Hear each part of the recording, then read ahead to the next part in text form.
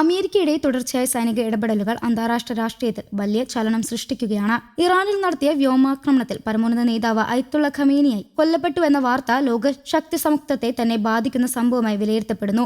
ഇതിനു മുമ്പ് US വെനിസ്വലയിലും സൈനിക ഇടപെടൽ നടത്തിയിരുന്നു. വെനിസ്വലയുടെ വൻ എണ്ണശേഖരത്തിന്റെ നിയന്ത്രണം അമേരിക്ക കൈവശപ്പെടുത്തിയാണ് വിലയിരുത്തൽ. ഇറാനും വെനിസ്വലയും ചൈനയ്ക്കും അസംസ്കൃത എണ്ണയുടെ പ്രധാന വിതരണക്കാരനാണ്. ആയതിനാൽ ഈ മേഖലയിലെ അസ്ഥിരത ചൈനയുടെ ഊർജ്ജ സുരക്ഷയ്ക്ക് വെല്ലുവിളിയാകുന്നു. അമേരിക്കയുടെ ഈ നീക്കങ്ങൾ വെറും സൈനിക തന്ത്രം മാത്രമല്ല, ആഗോള ഊർജ്ജ രാഷ്ട്രീയത്തിലൂടെ ചൈനയെ സമ്മർദ്ദത്തിലാക്കാനുള്ള വലിയ ജിയോപൊളിറ്റിക്കൽ കണക്കുകൂട്ടലാണെന്ന് വിലയിരുത്തലും ഉയർന്നു വരുന്നുണ്ട്. ചൈനയിലേക്കുള്ള സാമ്പത്തിക ഊർജ്ജ മാർഗങ്ങൾ ഒന്നിനു പിന്നാലെ ഒന്നായി നിയന്ത്രിക്കാൻ ശ്രമിക്കുകയാണോ എന്ന ചോദ്യവും രാഷ്ട്രീയ വൃത്തങ്ങൾ ശക്തമായി ഉയർത്തുകയാണ്. എണ്ണയെ കേന്ദ്രീകരിച്ചുള്ള ഈ ശക്തിപ്രയോഗ രാഷ്ട്രീയ ആഗോള വിപണിയെ ശക്തമായി ബാധിക്കുമെന്ന് ഉറപ്പാണ്. എണ്ണ സമ്പന്നമായ ഇറാൻ US-ന്റെ ശക്തമായി മാറിയിരിക്കുന്നു. ഒരു വലിയ ആക്രമണം കണ്ടിരുന്നു. ഒരു തരത്തിൽ ഈ രണ്ട് എണ്ണ സമ്പന്ന രാജ്യങ്ങൾക്കെതിരെ US നടപടി ചൈനയ്ക്കെതിരെ നേരിട്ടുള്ള ആക്രമണമായി കാണാൻ കഴിയും. കാരണം ചൈന അവരുടെ ഏറ്റവും വലിയ എണ്ണ വാങ്ങുന്ന രാജ്യമാണ്. ലോകത്തിലെ മൂന്നാമത്തെ വലിയ തെളിയിക്കപ്പെട്ട എണ്ണശേഖരം ഇവിടെയുണ്ട്. ഏകദേശം 209 മില്യൺ ബാരൽ.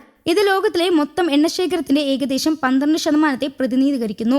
മിഡിൽ ഈസ്റ്റിൽ മൊത്തം എണ്ണശേഖരത്തിന്റെ ഏകദേശം 4 വരും ഇത്. നിരവധി അന്താരാഷ്ട്ര ഉപരോധങ്ങൾ ഉണ്ടായിരുന്നിട്ടും ഇറാൻ പ്രതിദിനം ഏകദേശം 3.3 മുതൽ 3.5 ദശലക്ഷം ബാരൽ അസംസ്കൃത എണ്ണ ഉൽപ്പാദിക്കുകയും ലോക ഊർജ്ജ വിപണിയിൽ ഒരു പ്രധാന പങ്ക് വഹിക്കുകയും ചെയ്യുന്നു. നിലവിൽ അവർ പ്രതിദിനം 1.5 ദശലക്ഷം ബാരൽ എണ്ണ കയറ്റുമതി ചെയ്യുന്നതും തുടരുന്നു. ഇറാനെതിരെ US ആക്രമണം ചൈനയ്ക്ക് ഒരു പ്രധാന ആശങ്കയാണ്.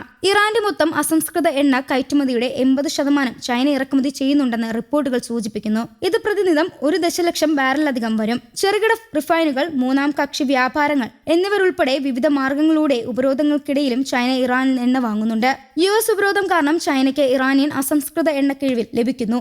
ആയതിനാൽ വിതരണം നിർത്തുന്നത് ചൈനയെ ഗുരുതരമായി പ്രതിസന്ധിയിൽ നയിച്ചേക്കാം. യുദ്ധം കാരണം ഹോർമോസസ് കടലൊടുക്ക് അടച്ചത് അതിന്റെ പിരിമുറുക്കം വർദ്ധിപ്പിച്ചു. കാരണം ലോകത്തിലെ എണ്ണ വിതരണത്തിന്റെ ഏകദേശം 5/1 ഈ എണ്ണപ്പാതയിലൂടെയാണ് കടന്നു പോകുന്നത്. ഇറാൻ മുമ്പ് അമേരിക്ക വെനിസ്വലയെ ആക്രമിച്ചിരുന്നു. ഇത് ചൈനയെ നേരിട്ട് ദോഷകരമായി ബാധിച്ചെന്ന ഒരു നടപടി കൂടിയായിരുന്നു. വാസ്തവത്തിൽ US എനർജി ഇൻഫർമേഷൻ അഡ്മിനിസ്ട്രേഷന്റെ കണക്കനുസരിച്ച് വെനിസ്വലയിലേക്ക് ഏകദേശം 303 ബില്യൺ ബാരൽ അസംസ്കൃത എണ്ണയുടെ കരുതൽ ശേഖരം ഉണ്ടെന്ന് തെളിയിക്കപ്പെട്ടിട്ടുണ്ട്. ഇത് ഭൂമിയിലെ മറ്റൊരു രാജ്യത്തെക്കാളും വലിയ എണ്ണശേഖരമുള്ള രാജ്യമായി വെനിസ്വലയെ മാറ്റുന്നു. പ്രസിഡന്റ് മഡൂറോയുടെ അറസ്റ്റിന് ശേഷം ട്രംപ് വെനിസ്വലയുടെ എണ്ണശേഖരത്തിലുള്ള നിയന്ത്രണം പ്രഖ്യാപിച്ചു. തുടർന്ന് അമേരിക്കൻ കമ്പനികളുടെ കടന്നുവരവും ആരംഭിച്ചു. വെനിസ്വലൻ എണ്ണയുടെ നിയന്ത്രണം ഏറ്റെടുക്കുന്നതിനൊപ്പം US അത് വിപണി വിലയ്ക്ക് മറ്റു വാങ്ങുന്നവർക്ക് വിൽക്കുമെന്ന് ട്രംപ് വ്യക്തമാക്കി. ഇതിനർത്ഥം ഈ എണ്ണക്കിഴിവിൽ വാങ്ങുന്ന രാജ്യങ്ങൾ ഒരു വലിയ പ്രതിസന്ധി നേരിടുന്നു എന്നാണ്. ഇത് ഏറ്റവും കൂടുതൽ ബാധിച്ചത് ചൈനയാണ്. റിപ്പോർട്ടുകൾ പ്രകാരം 2020-23 കാലയളവിൽ ചൈനയിലേക്കുള്ള വെനിസ്വലൻ എണ്ണ കയറ്റുമതി വിപണിയിൽ വിപുലമായി താരതമ്യപ്പെടുമ്പോൾ ശരാശരി 20-25% കിഴിവിലാണ് നടന്നത്. കൂടാതെ ചൈന സ്ഥിരമായി വെനിസ്വലയുടെ മുൻനിര വാങ്ങുന്നയാളായിരുന്നു. അതുപോലെ ചൈനയിലേക്കുള്ള വഴി ഇവിടെയും അടച്ചിരിക്കുന്നു. വെനിസ്വലൻ എണ്ണ പിടിച്ചെടുത്തതിനു ശേഷം ട്രംപ് ഓയിൽ ഗെയിം ആരംഭിച്ചു. US ട്രഷറി ഒരു പൊതു ലൈസൻസ് നൽകി. അതനുസരിച്ച് അമേരിക്കൻ കമ്പനികൾക്ക് മാത്രമേ വെനിസ്വലയുടെ സർക്കാർ ഉടമസ്ഥയിലുള്ള എണ്ണ കമ്പനിയായ PDVSAയിൽ നിന്ന് എണ്ണയും എണ്ണ ഉൽപ്പന്നങ്ങളും വാങ്ങാൻ കഴിയൂ. ഈ ലൈസൻസ് നമ്പർ 46 ചൈനയിൽ ചെലുത്തുന്ന ആഘാതം കണക്കിലെടുക്കുമ്പോൾ റഷ്യയും ചൈനയും വെനിസ്വലയിൽ എണ്ണ വാങ്ങുന്നത് പൂർണ്ണമായും നിർത്താനുള്ള സാധ്യത വർദ്ധിച്ചു.